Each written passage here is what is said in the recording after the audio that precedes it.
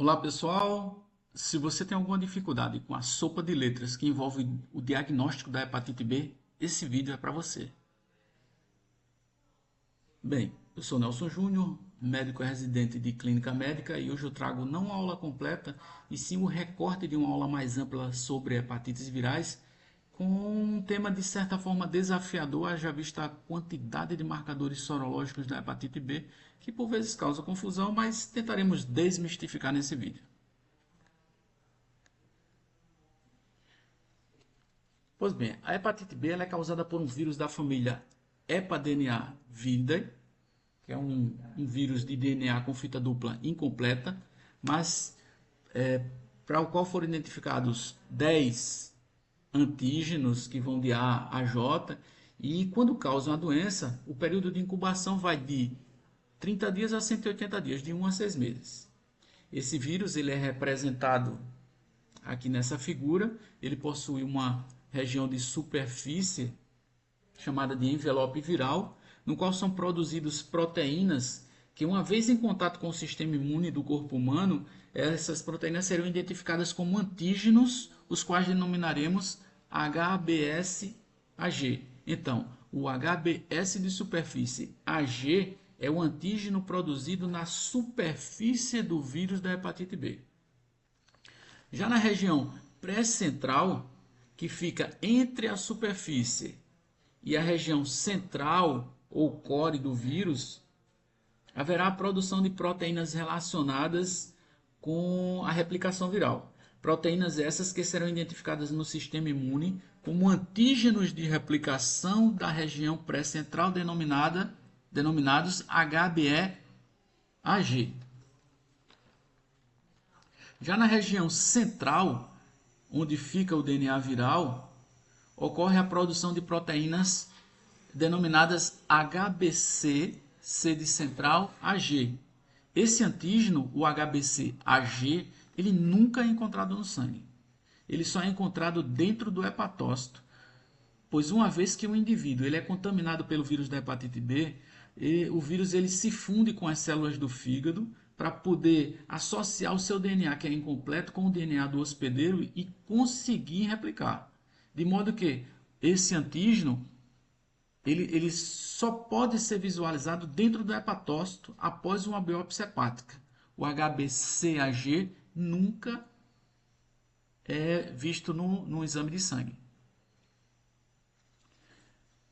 Pois bem, quando esses antígenos eles entram em contato com o sistema imune, serão produzidos anticorpos específicos para cada um desses antígenos. Por exemplo, no caso de contato com o antígeno de superfície, o sistema imune ele produzirá anticorpos contra o HBsAg, que é o anti-HBs. Então, o anti-HBs é o anticorpo contra o antígeno HBsAg. Já no caso de contato com o antígeno de replicação produzido na região pré-central, o sistema imune produzirá anticorpos contra o HBeAg, denominados anti-HBe. De modo que o anti-HBe é o anticorpo contra o antígeno HBeAg. E para o antígeno da região central, o sistema imune vai produzir anticorpos específicos para o HBsAg, denominados anti-HBc. Ou seja, o anti-HBc é um anticorpo contra o antígeno HBcAg. Nesse ponto, é importante a gente pontuar que anti-HCV é diferente de anti-HBc, uma vez que anti-HCV é o anticorpo produzido quando o vírus da hepatite C. Já o anti-HBC, esse que a gente está estudando, se relaciona com um antígeno produzido pelo vírus da hepatite B. Hepatite B, uma patologia que é a segunda maior causa de morte entre todas as hepatites virais e responsável por quase 22% dos óbitos relacionados a essas hepatites. Isso observados entre os anos de 2000 e 2022 e publicados no Boletim Epidemiológico do Ministério da Saúde em 2024. E para a gente assim entender de uma vez por todas os marcadores da hepatite B e os perfis sorológicos envolvidos, eu trago aqui esse fluxograma que ele vai nos guiar a observar, no primeiro momento, eu preciso observar o antígeno de superfície, que é o HBS, S de superfície AG, ele sendo negativo, HBsAg negativo, indica que o indivíduo ele não tem o vírus. E aí eu parto para uma segunda análise, que é avaliar o anticorpo anti-HBs. Se o anti-HBs também der negativo, isso indica que o indivíduo nunca teve o vírus. Ele não tem, nem nunca teve. Ou seja, ele é suscetível e está sujeito a uma infecção. Caso o anti-HBs ele seja positivo, isso significa que o sistema imune ele produziu esse anticorpo, o anti-HBs. Ou seja, o indivíduo ele tem imunidade. E quando isso acontece, é interessante a gente se perguntar se essa imunidade ocorreu às custas de vacinação ou após ele adquirir a doença e se curar.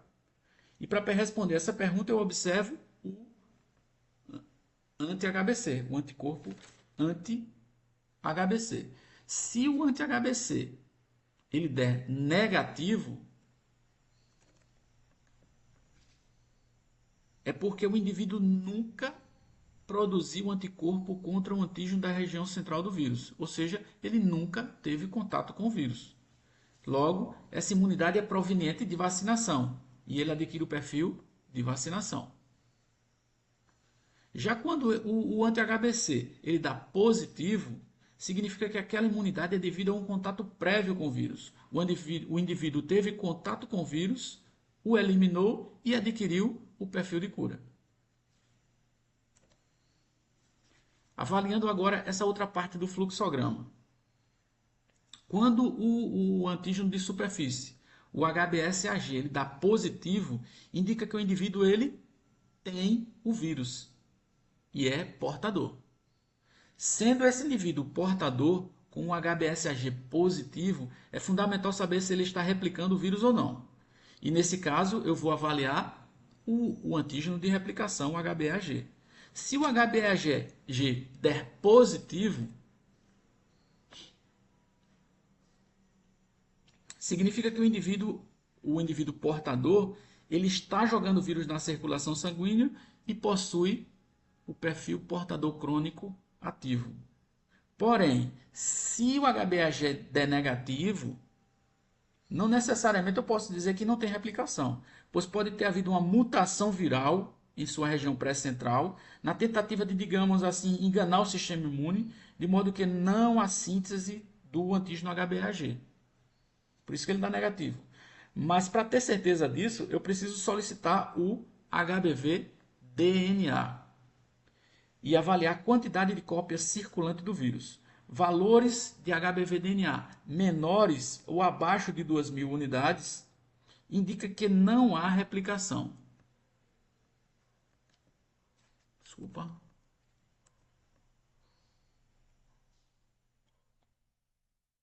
Ou seja, o indivíduo ele é portador, o HBAg dá negativo, mas ele não replica e assume o perfil portador crônico inativo. Agora, se essa contagem do HBV-DNA dá acima de 2.000 cópias, significa que o indivíduo ele é portador crônico e replica apesar do HBAg dar negativo, o que provavelmente foi devido a uma mutação na região pré-central. E nesse caso, ele assume o perfil mutante pré-central. Agora sim, essa figura. Os perfis sorológicos, eles resumem-se, portanto, em perfil suscetível, que é quando o antígeno de superfície dá negativo e o anticorpo anti-HBs também dá negativo, e o indivíduo está suscetível à infecção. Já o perfil de vacinação, esse é o que a gente busca na população. É onde o HBsAg dá negativo, ou seja, o indivíduo não tem o vírus, mas possui anticorpo anti-HBs que garante imunidade e com anti-HBc negativo também. Ou seja, essa imunidade foi provavelmente proveniente de vacinação. pois a vacina da hepatite B ela é produzida não com o vírus completo, mas com um pedacinho da superfície do vírus que possui a proteína de superfície, e essa proteína é capaz de ativar o sistema imune que inicia a produção do anticorpo anti-HBs, por isso ele dá positivo, sem que o indivíduo tenha tido contato com o vírus, ou mais especificamente, sem que ele tenha tido contato com a região central do vírus, por isso o anti-HBc dá negativo. Quanto ao perfil de cura, a imunidade observada com o HBsAg negativo e anti-HBs positivo foi, infelizmente, às custas de uma infecção prévia. Ou seja, o anti-HBc vai estar positivo por toda a vida naquele indivíduo. O perfil portador crônico ativo ele tem o vírus e o HBsAg dá positivo. Bem como o antígeno de replicação HBeAg também dá positivo, por isso que ele é ativo, né? Ele replica. O perfil portador crônico inativo, por sua vez, ele tem um HBsAg positivo, ele tem o vírus, o HBeAg dá negativo, provavelmente devido a uma mutação na região pré-central, e a contagem de vírus através do HBV-DNA dá abaixo de 2.000 cópias.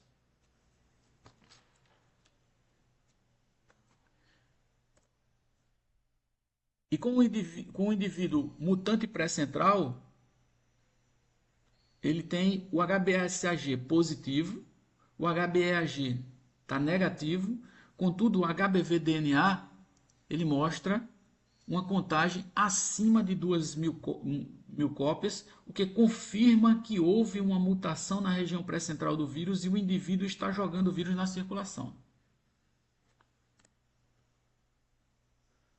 Por fim, é importante destacar que tanto o perfil portador, quer seja ativo ou inativo, quanto o mutante pré-central, eles têm um HBsAg positivo e fatalmente também terão um anti-HBc positivo por toda a vida. Ou seja, eles tiveram contato com a região central do vírus. Nesse caso, quando a alíquota de imunoglobulinas M do anti-HBc for maior do que a de IgG, indica uma contaminação aguda. Já quando a alíquota de imunoglobulina G é maior, a contaminação é mais crônica. Ou seja, IgM positivo, infecção aguda. IgG positivo, infecção crônica. Bem, assim eu encerro essa apresentação, que, como disse, é apenas um recorte de uma aula mais ampla sobre hepatites virais. Ainda assim, eu espero que ela tenha ajudado a desmistificar esse tema. Obrigado e até a próxima.